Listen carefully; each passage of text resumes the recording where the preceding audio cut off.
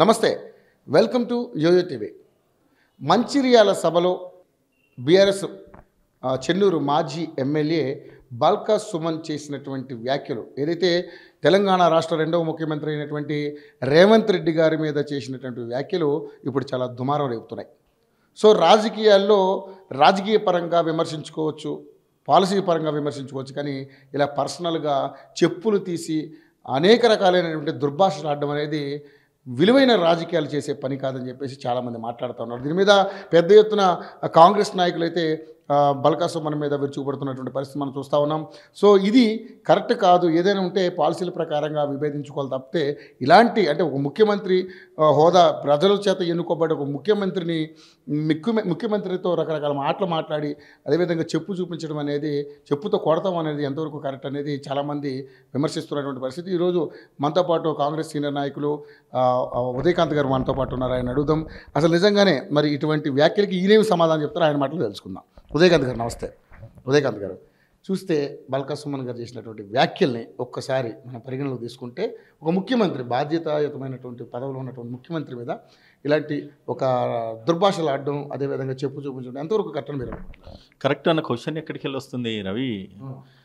ఒక ప్రజాస్వామ్యబద్ధంగా బల్కా సుమన్ గురించి మాట్లాడుకొస్తే మంచిర్యాల నేను సభలు మాట్లాడుకుంటే ముఖ్యమంత్రి వైపు చెప్పు చూంచుతా ఉన్నాడంటే ఎంత హీనమైన రాజకీయాలు ఈరోజు దిగజారు రాజకీయాలు చేస్తూ ఉన్నారు ఈరోజు బీఆర్ఎస్ నాయకులు, టీఆర్ఎస్ నాయకులు అనేది మనం అర్థం చేసుకోవాల్సిన అవసరం ఉంది. అధికారం కోల్పోయిన తర్వాత వివక్ష కూడా కోల్పోతున్నారు.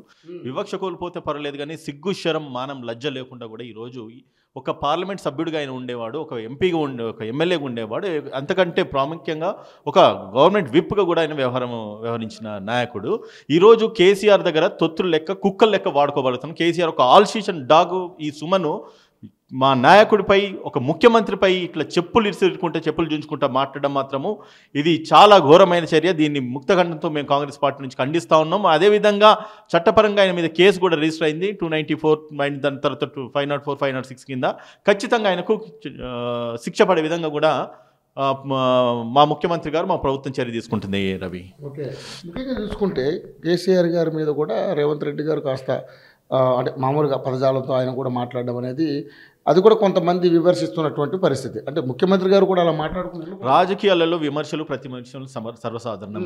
9.5 సంవత్సరాలు పరిపాలించిన తర్వాత ఎంతో అంటే తెలంగాణ రాష్ట్రానికి వాళ్ళు చేసిన ద్రోహం అంతా ఇంత కాదు. ఈ సుమన్కు అసలు నిజంగా సిగ్గు లేకపోతే, ఒకవేళ నిజంగా అంత నీకు పౌరుషము చీము నెత్తులుంటే, నువ్వు ఒక దళితుడు అయి ఉండి దళితకు ద్రోహం చేసిన కేసీఆర్కి నువ్వు అప్పుడెందుకు చెప్పుదుంచలేదు? నిన్ను ప్రజాస్వామ్యబద్ధంగా ఒక రిజర్వ్డ్ కాన్స్టిట్యూన్సీ నుంచి ఎక్కడో తీసుకొచ్చేసి నేను పెద్దపల్లి నేను ఎంపీ చేసినప్పుడు, నేను ఎంపీ చేసిన దళితులు కాదా? అది దళిత కాన్స్టిట్యున్సీ కాదా? మరి దళిత ముఖ్యమంత్రి చేస్తా అని చెప్పిండు, లేకపోతే దళితులకు భూములు ఇస్తా అని చెప్పిండు.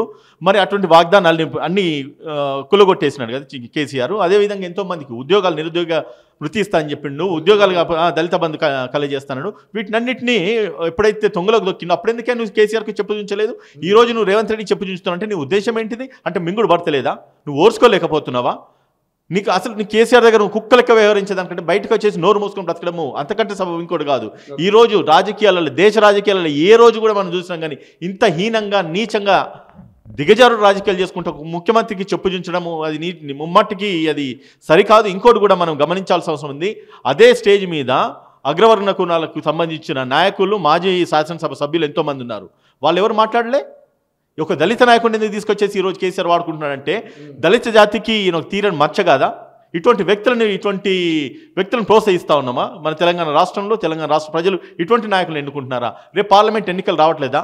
ఇంకోటి రవి, ఇప్పుడు ఏంటంటే వీళ్ళది కేసీఆర్ వ్యవహారం ఎప్పుడు కూడా అంటే డైవర్షన్ పాలిటిక్స్ ఒకటి బాగా జరుగుతూ ఉంటాయి.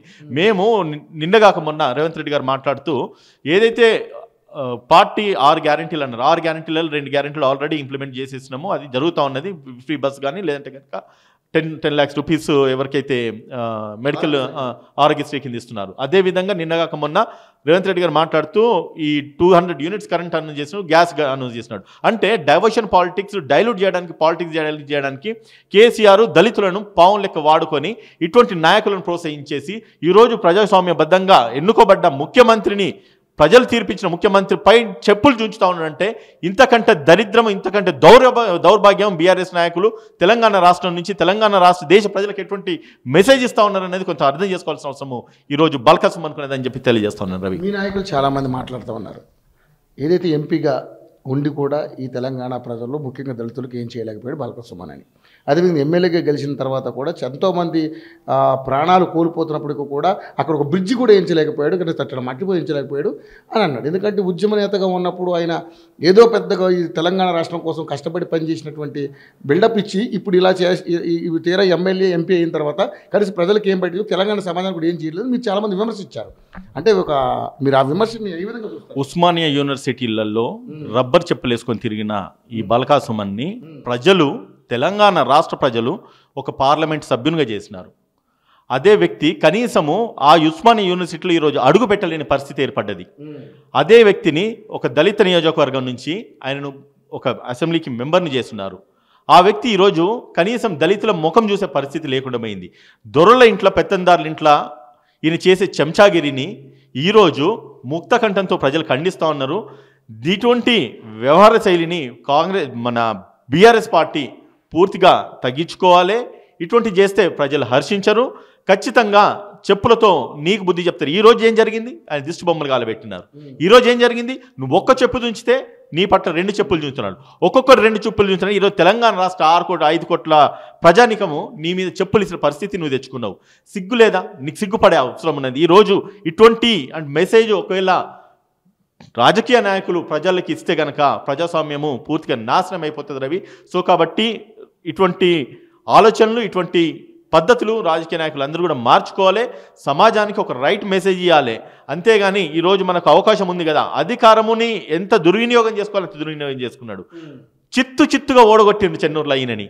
కనీసం సిగ్గు లేదు. అదే చెన్నూరు, అదే జిల్లా నియోజకవర్గంలో నిన్న మంచిర్యాల డిస్టిక్లో నిన్న నిలబడుతూ మాట్లాడుతూ ఉంటే దానికి కేకలేస్తూ ఉన్నారు ప్రజలంటే ఎంత నీచ రాజకీయాలు చేస్తూ ఉన్నారు, ఇంత దిగజారు రాజకీయాలు. అంటే కాంగ్రెస్ పార్టీ అధికారంలోకి వచ్చి 55 రోజులు కాలే, మింగుడు పడతలేదా నీకు? ఓర్చుకోలేకపోతున్నావా? నీకెందుకంటే కేసీఆర్ నీకు ఏదైతే డైరెక్షన్స్ ఇస్తాడో, సరే అధికారంలో ఉన్నప్పుడు డైరెక్షన్స్ ఇచ్చినారు, నువ్వు వ్యవహరించినావు, ఆయన కుక్కలకి వ్యవహరించినావు, నడుస్తుంది. ఈరోజు అధికారం మాకు లేదా? పవర్ మాకు లేదా? మేము చెయ్యలేమా? మేము మాట్లాడలేమా? ఈరోజు మీ ఎండెందని చూడలేమా? రాజకీయ సమాధి చేయలేమా మిమ్మల్ని మేము?